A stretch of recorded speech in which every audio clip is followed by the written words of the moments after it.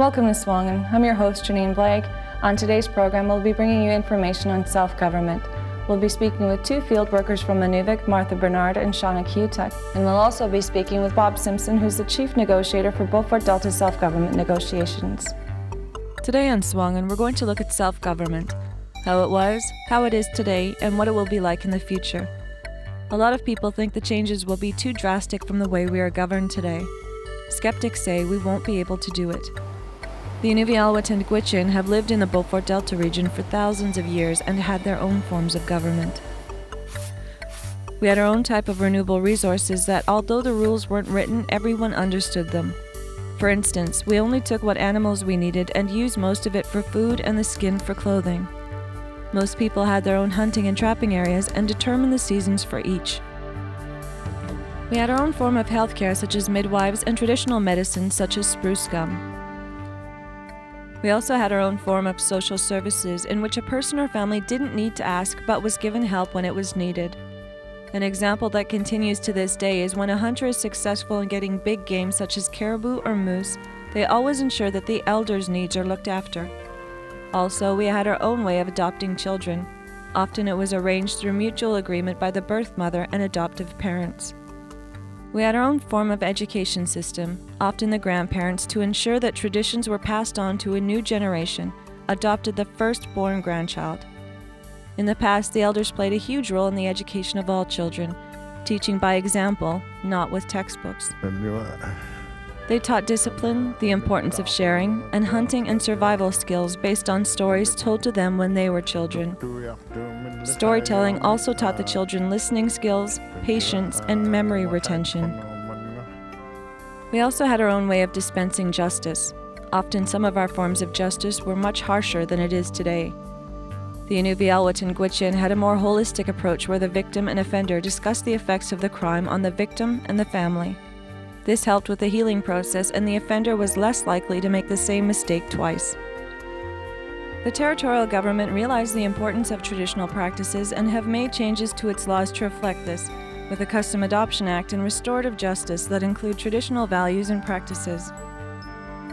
Our children had their own games that taught hand-eye coordination, flexibility, developed motor skills, and increased strength.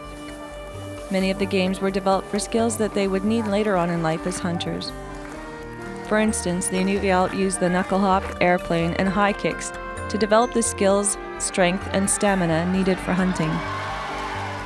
Even games such as Nabachuk, Ayahuk, or Cat's Cradle and Yo-Yos taught children much needed hunting skills like hand-eye coordination. All games taught children patience and endurance. In all aspects of life, we had our own system of government called traditional governments. It means how we used to take care of ourselves. We had self-government by ourselves. No one from outside our region helped us. We took care of ourselves in every part of our lives. We had self-government. Today, the hamlets, towns, and charter communities take care of our needs like roads, traffic, garbage disposal, animal control, and recreation. Also today, the territorial government has departments for resources, wildlife and economic development, education, culture and employment, the Housing Corporation, health and social services, justice, municipal and community affairs, public works and services, and transportation for the whole Northwest Territories. They make their decisions out of head offices in Yellowknife. What works for one region, though, may not work in another. For instance, what works very well in the Date-Show region may not work in the Beaufort Delta. Even within the Beaufort Delta, there are huge differences between our communities. For instance, what works in Sigachig may not work in Paulatuk or Sax Harbor. The federal government has many departments, services, and agencies to take care of programs and services for all of Canada. As for the future, we've come full circle. Our people had self-government before European contact, when we took care of every aspect of our lives. Now the federal and territorial governments have control of programs, services, and resources. Through self-government, we now have the opportunity to take what is good from existing government programs and services and make the changes to better reflect each community's needs and priorities. Bob Simpson is the Chief Negotiator for the Beaufort Delta Self-Government Office. Can you tell us about the inherent right? Well, the inherent right is basically the traditions and the historical fact that the Inuvialuit and Gwich'in made decisions about their own people and how they would conduct their lives in the past. Since the European culture has come to Canada, they've set up their own government and applied their laws to the Inuvialuit and Gwich'in. So what we're trying to do is look for some practical ways in which we can implement the inherent right through these self-government negotiations within the Canadian Constitution and within some of the parameters of the Canadian law. So the Inuvialuit and Gwich'in are able to make their own decisions about things that affect them as a society and as a people. Can you tell us about the community constitutions? Well, it's a concept that we've placed in the agreement in principle, which we finalized last October and was approved by the federal government in April of this year. And the constitutions, we require all the communities to draft their own constitutions, and basically it's a framework or a guideline for the governance of the community. Currently we see municipalities being more or less governed by territorial law. It would be on the Hamlet Act or the Towns and Villages and Cities Act. Those acts won't apply to the community governments in the future, but the Constitution will provide a lot of the things that those acts do provide. This is how you should be making decisions and set out a framework of things like your financial accountability to your membership, other things that the community may want to do in terms of keeping the membership informed when they do pass laws or make major decisions. The other thing that we're doing right now, and those are all the community governments, we have to also form a constitution for the Inuvialuit and Gwich'in governments and one large regional public government. These constitutions, we've undertaken to do a series of workshops in the communities to try and begin the drafting of the Constitution and fully involve the community, because each community is going to have to approve the Constitution. And we've started off quite a few years ago in interviewing elders, Inuvialuit and Gwich'in elders, to determine some of the basic values in terms of decision making and some of the principles that were traditional or were part of their inherent right. And we produced just recently a report, a traditional governance report for the Inuvialuit and Gwich'in, and hopefully that'll be a useful tool for the communities to incorporate some of those values and principles into their constitutions. So it truly reflects the characteristics of each community or the Gwich'in or Inuvialuit or the regional government as well. When you did the workshops, did you see a lot of similarities in what the priorities were for the communities, or were they each very individual? Yes, there were. In fact, even between the Inuvialuit and Gwich'in, there were some very common principles that they would like to apply in their constitutions. Respect, for instance, for people overall. The concepts of consensus making, making a full attempt in your decision-making process to have a consensus amongst the community for a major decision. So there was some, interestingly enough, there were some common elements there. There were some differences as well. There are certain characteristics, and when we get into more and more of the details of the Constitution, I imagine we'll find some greater differences in how to handle certain things. We have a variety of communities, some very small and larger ones. Inuvik, I imagine, will be quite a bit different than Sikachik, for instance. But those will be more into the detailed type of decision-making that they may want to undertake to do, or, for instance, the Gwich'in traditionally have an assembly, for instance. Annual assemblies to really inform the community and involve them in setting the direction for the up-and-coming year. they'll probably want to incorporate that into the structures of decision making. SUAANGAN will return after these messages for more in our program on self-government.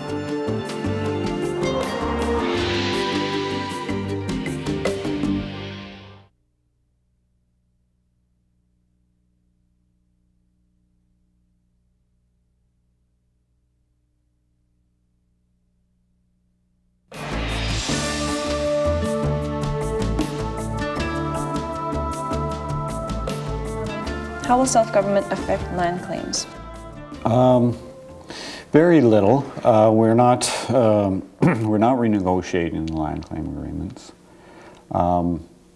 We're not utilizing the financial compensation or the benefits that have accrued through the land claim agreements to the Inuvialuit and Gwich'in to be used for governmental purposes.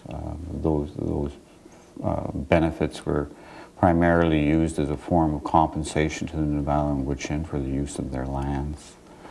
So that we're certainly isolating those aspects from the self-government negotiations. One thing that we are looking at is the decision-making of the Inuvialuit and Gwich'in over those benefits in terms of putting more of a governmental decision-making mechanisms. And we're still in the process of negotiating this. For instance, lawmaking over their lands, for instance. They're not incorporated into the land claim agreements, but that would give both the Inuvialuit and Gwich'in a clearer process to enforce their rules, I suppose, over how their lands would be used.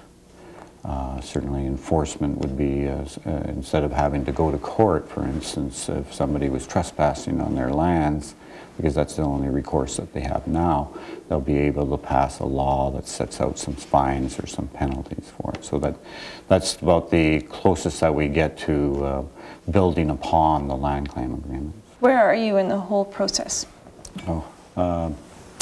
Well, we completed an agreement in principle, as I said previously. We completed that in last October as negotiators, and we recommended it, and it was approved by all the parties. So once the approval by all the parties, we formally started into what we call final agreement negotiations.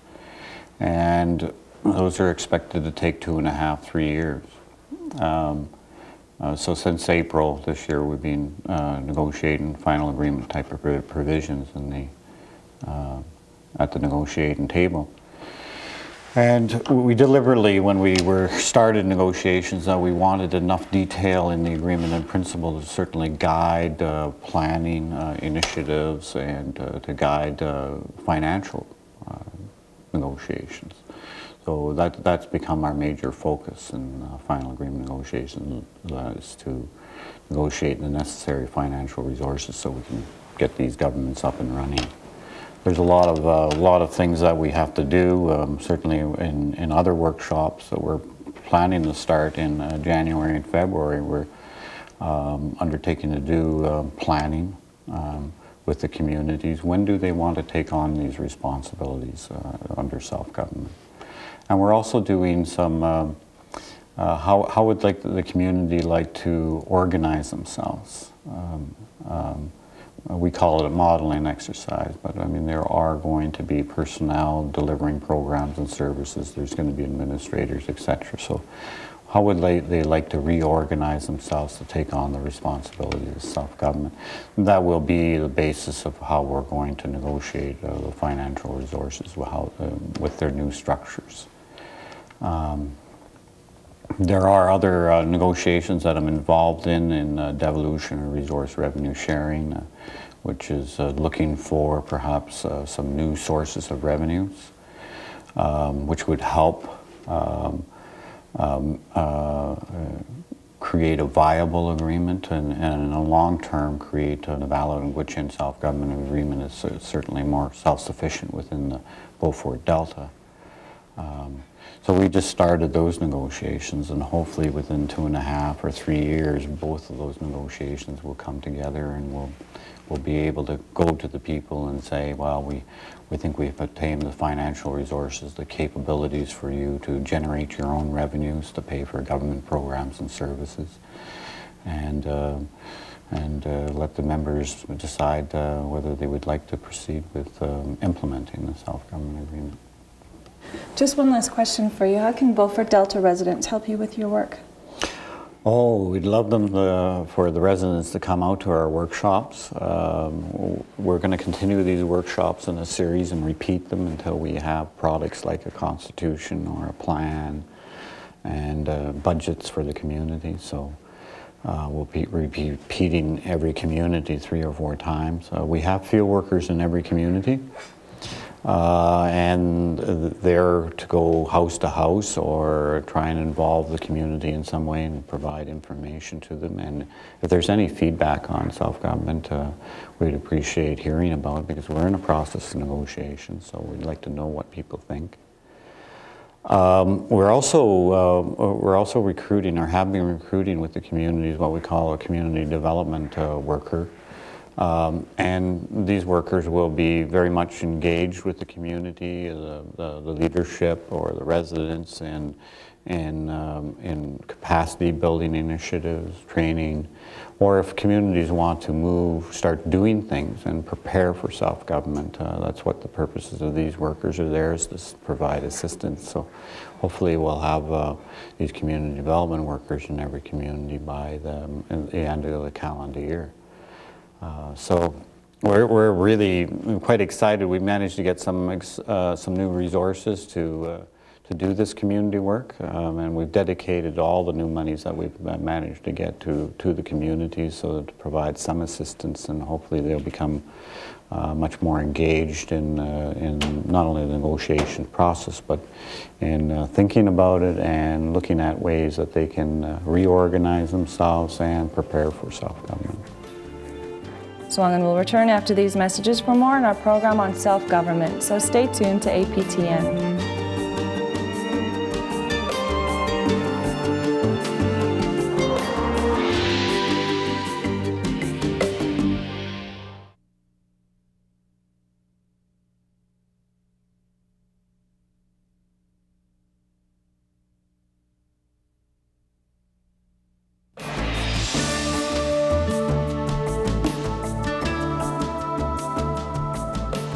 My main task is going out and spreading the word of self-government to everyone who wants to hear about it. The main task, like I said, is just going out, giving information to local residents. I'm pretty well been hired to give as much information as I can to local beneficiaries, that's Gwich'in beneficiaries. We've been doing a lot of things this past month. We've gone to the local high school. We've gave a public information session at Ingoma Hall. We've gone on training programs just for field workers. We've put out information at Canada Post and also at the library. And we've just tried to make ourselves, make the community aware that we're out there, and if they want to get more information, they're welcome to come and see us. Coordinating our efforts with the Beaufort Delta Self-Government Office here in Inuvik, the head office, coordinating our efforts with the Native Band, networking together on canvassing the community, giving the beneficiaries the updated information on the self-government process. Capacity building workshops, certainly working with the community development instructor facilitators that will be available. Certainly giving the information out and start having the community take on certain training as far as capacity building on understanding self-government, so that our people can be ready for the process, and so that we can work together and reach the common goal of governing ourselves. Martha, how can the residents of Inuvik help you in your job as a field worker for self-government? They can help me by attending the information sessions, by phoning me at the band office. I'm located at the Alex Moses Greenland building. They can phone me at 777-3344. I would like to see more beneficiaries attend the meetings. Pretty soon we'll be sending out information, and just like them to read the material, and if they have any questions to get back to me. I would really appreciate that. They can help by certainly getting involved, finding out the information about self-government, because self-government is about the people. It'll only work if the people start getting involved, looking at the benefits of the whole process, reading up about constitution building, supporting their field workers and coming and talking with them, giving them feedback on the information at hand. Certainly they can do that by reading up on the information packages that we have available at the ICC office. Certainly the beneficiaries are more than welcome and encouraged to come and make contact with me so I can get them the information that is needed. Start discussing the self-government process in their homes. Start talking about self-government anywhere possible, because it's valid, important information that the beneficiary should know about. And certainly if they can make an effort to find out what the self-government process is all about, certainly they can do that through either Martha's office, like Martha said, at the Native Band, and also at the Inuvik Community Corporation. We've just make the community aware that we're out there, and if they want to get more information, they're welcome to come and see us. We can be reached at the Inuvik Community Corp at 777-2603. You can reach me through email, shauna@selfgov.org. Phoning me at the band office. I'm located at the Alex Moses Greenland building. They can phone me at 777-3344. That was our program for this week. Thank you for watching SUAANGAN. I'm your host, Janine Blake, and I'll see you next week.